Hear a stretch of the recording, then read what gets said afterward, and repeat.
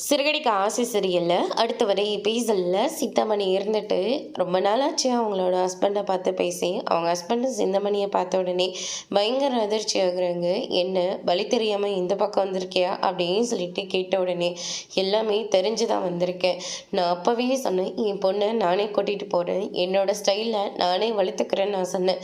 ஆனால் நீங்கள் என்ன சொன்னீங்க, ஒன்றும் தேவையில்லை, என் பொண்ணு நீங்களே வளர்த்துக்கிறதா சொன்னீங்க.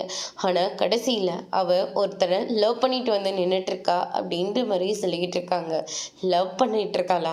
சரி விடு, இந்த வயசில் லவ் பண்ணுறது எல்லாமே சகஜமாக போயிடுச்சு. இல்லை நம்ம ஆளுங்களா, அதே மாதிரி நமக்கு ஈக்குவல் பிஸ்னஸ் பண்ணுறவங்களா, இல்லை நம்மளை விட பெரிய ஆட்களா அப்படின்னு சொல்லிட்டு அவர் கேட்ட உடனே அதுதான் இல்லை, அவங்க அம்மா கோயில் வாசலில் பூக்கடை வச்சுருக்காங்க, அவனும் இதே ஆஃபீஸில் தான் வேலை பார்த்துட்ருக்கான் அப்படின்ற மாதிரி சொல்லிடுறாங்க.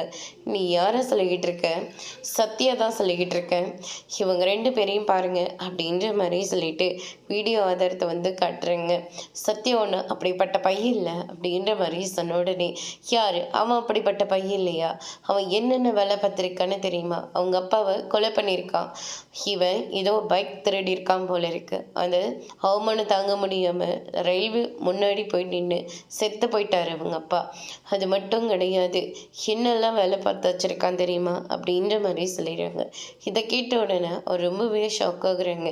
சத்யாவை கூப்பிட்டு, நீ ரேகாவை விரும்புறியா அப்படின்னு சொல்லிட்டு கேட்ட உடனே, சார் அது வந்து அப்படின்னு சொல்லிட்டு ஆரம்பிக்கிறாரு.